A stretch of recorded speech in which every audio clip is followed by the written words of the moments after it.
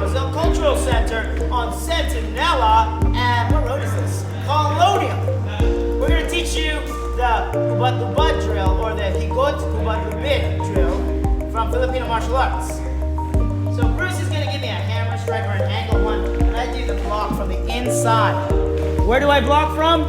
The inside. Correct. He's going to come wide, and I'm going to block from the inside. My right hand just does this. It makes a placeholder, and just for a moment. Then I pat this down and clear it. Now it's my turn to aim for his head with my angle one. He blocks from the inside. He makes his X block with a placeholder, and then his first hand traps me right there on the elbow. You see that right there? So one more time. 1, 2, 3.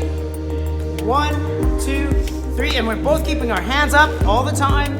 Inside, outside, outside, inside, outside, outside. Or block, wedge, trap, block, wedge, trap.